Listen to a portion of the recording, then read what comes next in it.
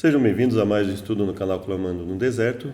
Nós vamos falar hoje sobre o tema apostasia, baseado na lição de segunda-feira, 12 de junho, e vamos fazer alguns comentários aqui logo mais após a oração. Que Deus nos abençoe.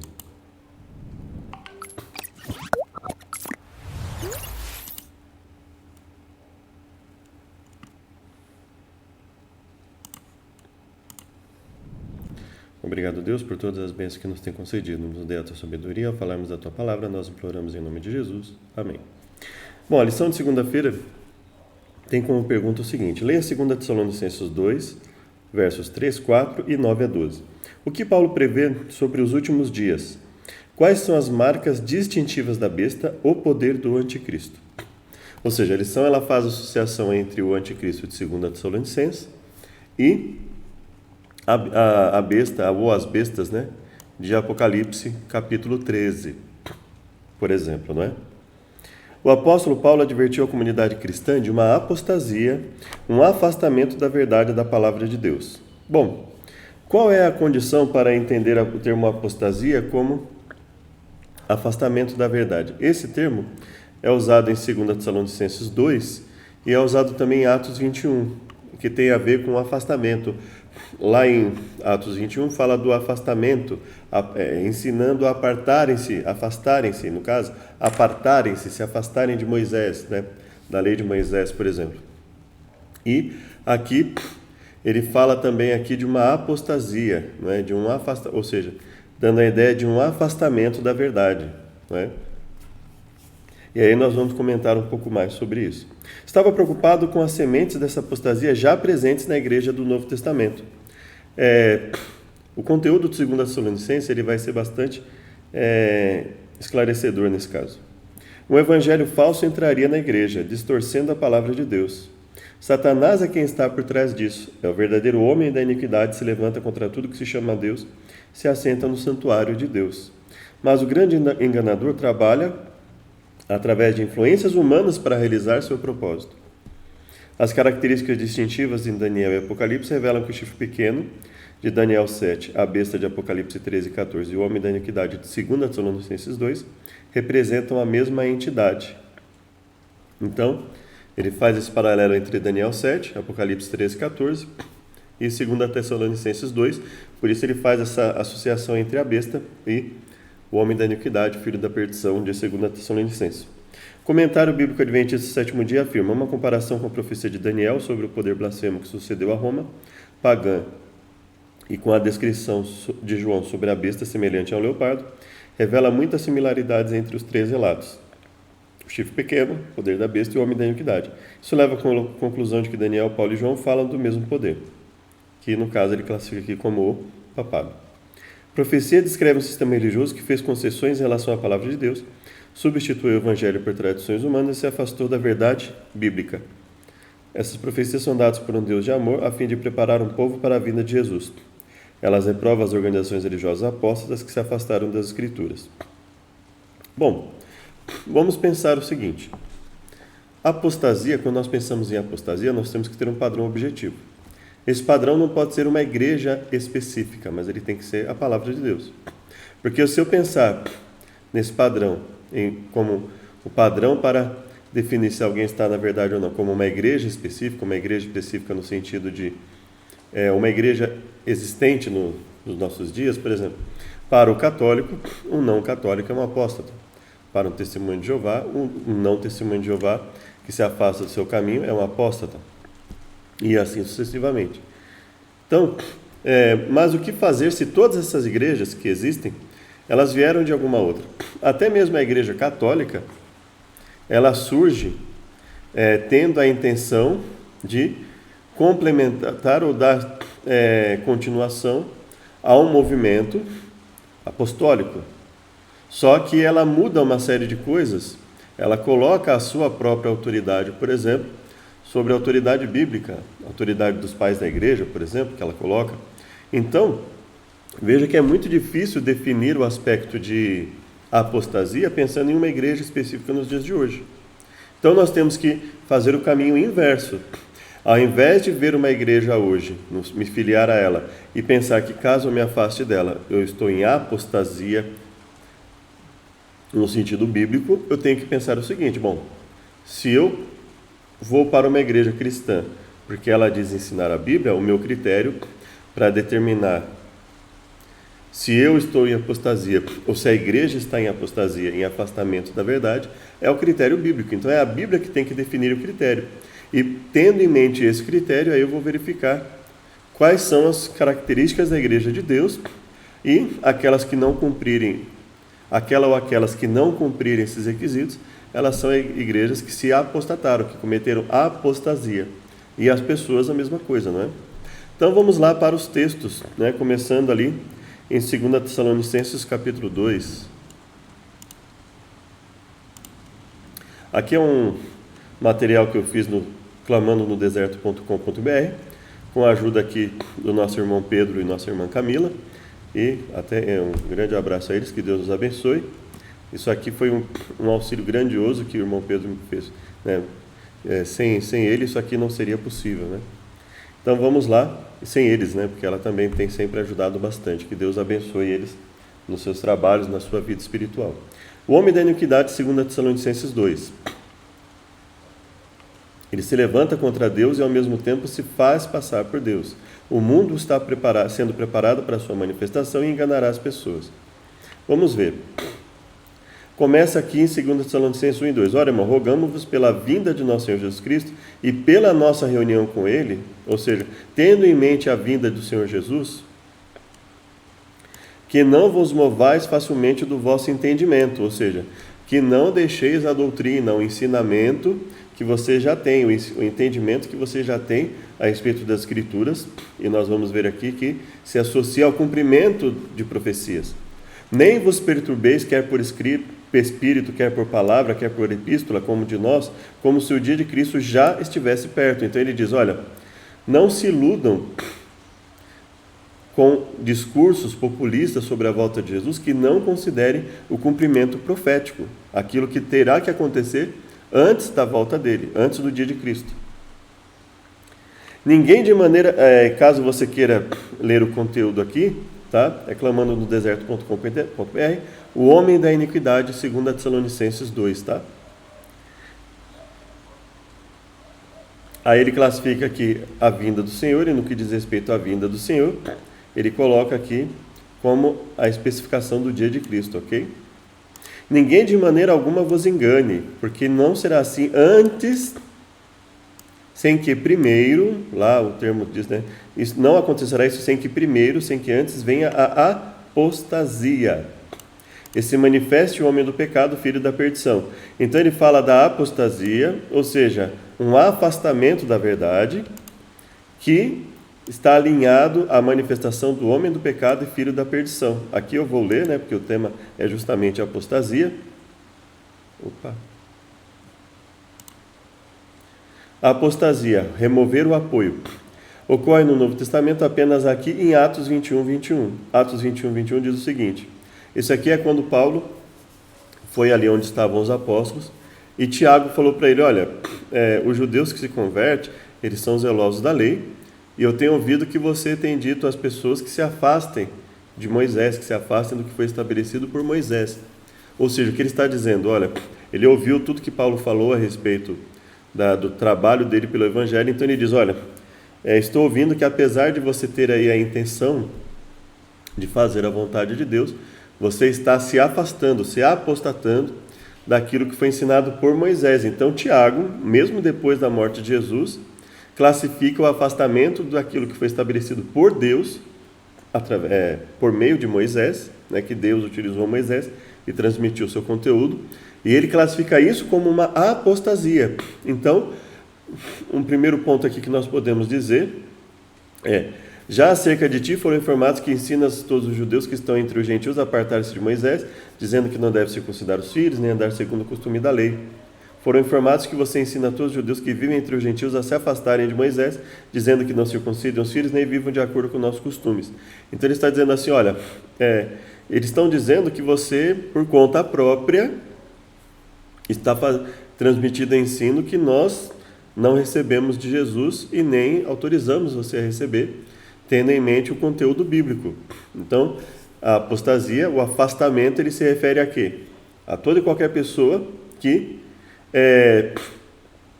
venha a ensinar aquilo que não seja autorizado pelas Escrituras. No caso, por exemplo, autorizado pelo que foi escrito entre Gênesis e Apocalipse e Malaquias, posteriormente por aquilo que foi ensinado pelo próprio Jesus e que consta nos Evangelhos, e depois pelos auxílios dados pelas cartas dos apóstolos e de Paulo, por exemplo, né, a respeito da palavra.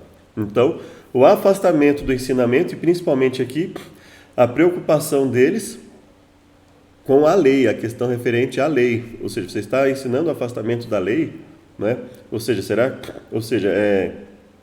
Era como se ele tivesse recebido a notícia de que Paulo estivesse deturpando o conteúdo da lei para as pessoas. Então veja, ele trata aqui a apostasia de alguém a possibilidade de apostasia de alguém de dentro do movimento que estava aparentemente trabalhando pelo movimento. E por isso, considerando que aqui no verso 1 e no verso 2 ele fala para não mover do entendimento, ele sabe que isso poderia e fatalmente viria, como muitas vezes houve essa possibilidade, e ocorreu o fato de esse afastamento dos ensinos ocorrerem de dentro do próprio movimento cristão. O artigo rei indica que é mencionada uma apostasia definida e que esta apostasia é bem conhecida dos leitores, ou seja, está dizendo aqui que o entendimento é que esta apostasia era bem entendida pelas pessoas, as pessoas sabiam especificamente do que se tratava essa apostasia e eles tinham que tomar cuidado com isso, ou seja, se Paulo está dando todo esse alerta, ele está dizendo que essa apostasia viria, ou pelo menos se iniciaria dentro do próprio movimento cristão e depois criaria até inclusive a possibilidade aí de movimentos paralelos ao cristianismo, e aí ele vai dizendo o que acontece com esse movimento, né? No Novo Testamento interlinear temos a apostasia uiostes apogeias, né? apogeias, filho da perdição, antropostes anomias, ou seja, sem lei, né? O qual se opõe e se levanta contra tudo que se chama Deus ou se adora, de sorte que se assentará como Deus no templo de Deus, querendo parecer Deus. Ora, veja, ele se levanta contra tudo que se chama Deus, ou seja, ele quer adorar esse conhecido como homem da iniquidade, filho da perdição. Ele quer que toda a atenção vá para ele quer se colocar como o Deus de todos os seres humanos, e ele se levanta contra tudo que se chama Deus ou se adora, ou seja, todo outro ser que seja reconhecido como Deus, que não seja ele vai lá e se opõe a esse poder.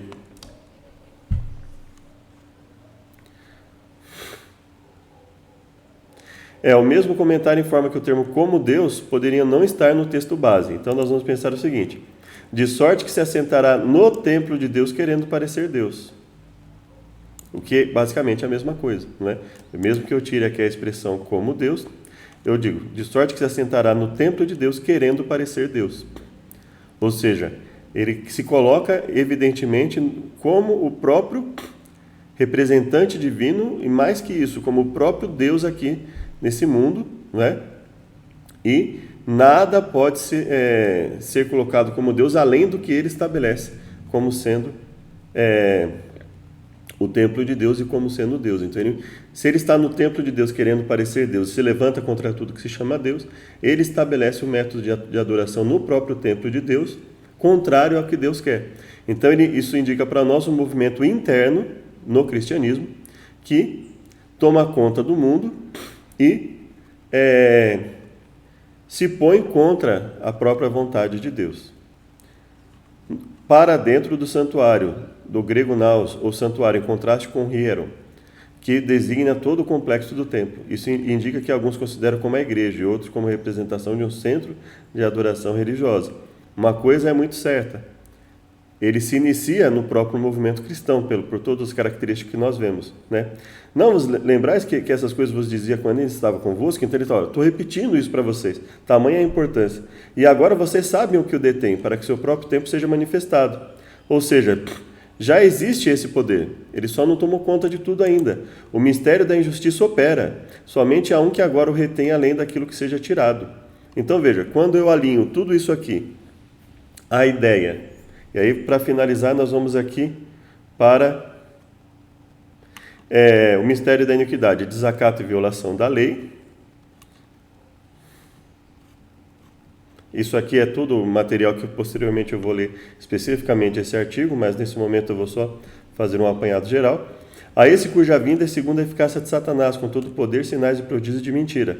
Lá em Apocalipse 13, o que é dito? Que se levanta a besta com o nome de blasfêmia, Satanás dá poder a ela e logo depois disso ela passa a ter nomes de blasfêmias no plural. Uma das suas cabeças é ferida de morte e depois é curada. Persegue o povo de Deus por um tempo, metade de um tempo, 1260 dias, 42 meses, que nós entendemos ser 1260 anos, né? Paulo fala que esse é um poder que já existe, que já atua, com todo engano da injustiça para os que perecem, porque não receberam o amor da verdade. Por isso Deus lhe enviará a operação do erro para que creiam na mentira.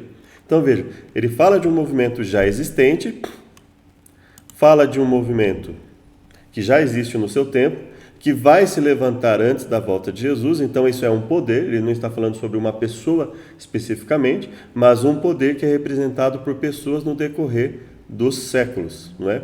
Esse poder se apresenta lá em Daniel 7 como o chifre pequeno, que faz alterações no tempo, no Cronos e na lei, né? no calendário e na lei. Apocalipse é dito que ele é adorado, que é a besta que passa a ser adorado. Diz quem é como a besta, né? Quem é como o dragão, inclusive, porque o dragão dá poder à besta, né? Basicamente é isso. Ou seja, ao dizer quem é como a besta, basicamente eles estão indiretamente afirmando quem é como o dragão que dá poder à besta, né? Que faz com que a besta possa fazer tudo isso. Ou seja, entendemos que essa apostasia é um afastamento da lei de Deus, é um afastamento dos conceitos bíblicos, portanto, é um movimento em que a autoridade bíblica ele está retido, vamos dizer assim, né? Ele ainda não está na sua forma plena, porque isso vai acontecer antes da volta de Jesus, quando ele se manifestar por completo, mas ele se coloca no templo de Deus, querendo parecer Deus, mas ao mesmo tempo se colocando contra tudo que se chama Deus ou se adore, ou seja, ele se coloca acima daquilo que Deus estabelece. E como ele consegue fazer com que o seu posicionamento esteja acima do próprio posicionamento de Deus, anulando na prática a ideia correta sobre Deus? Só tem uma forma de fazer isso. É você, e ao mesmo tempo enganar os cristãos. É você, aparentemente, ter a Bíblia como regra de fé, mas você coloca algo acima da Bíblia, ou você diz que está em pé de igualdade, mas na prática você coloca acima, ou abertamente você considera que aquilo está acima da Bíblia, que a Bíblia ela tem o seu valor sim, mas ela deve ser sempre vista à luz do entendimento desse poder, desse movimento. Então, basicamente, esse é o conceito que nós entendemos aqui, ou seja, está no templo de Deus, querendo parecer Deus, persegue os santos de Deus, dá o vinho da sua indignação, do vinho da sua prostituição, no caso da mulher do Apocalipse 17, para embriagar, para enganar as pessoas. Então, ou seja, é um movimento dentro do cristianismo, um movimento muito forte, um poder muito forte, que pode se manifestar em uma ou mais igrejas, evidentemente, que se coloca contrário àquilo que Deus estabelece, principalmente deixando de considerar a palavra de Deus como regra de fé e prática, ou seja, deixando de considerar a palavra de Deus como lei e considerando as formas humanas de interpretação como a lei que deve ter vigência para a sociedade, né? E todos os que se opõem eles vão lá, por exemplo, nas Escrituras e mostram que isso é errado. Isso é um grande problema para esse movimento, porque quanto mais pessoas tiverem acesso ao conteúdo bíblico e à interpretação de acordo com o próprio texto, colocando o texto como autoridade final, isso prejudica esse movimento. Então, aqueles que ele não consegue enganar, ele tem que perseguir. E nessa perseguição, muitos ficam com medo, muitos temem e passam a aceitar esse ensino falso pela força. Outros, por serem efetivamente enganados, e aqueles que não são enganados e também não se deixam aceitar isso pela força, eles são perseguidos e mortos. Espero que tenha sido útil. Convido a todos para uma oração final. Obrigado, Pai, por tudo que nos tem concedido. Nos dê a tua sabedoria, nos ajude a entender a tua palavra. Nós imploramos em nome de Jesus. Amém. Muito obrigado e até o próximo vídeo.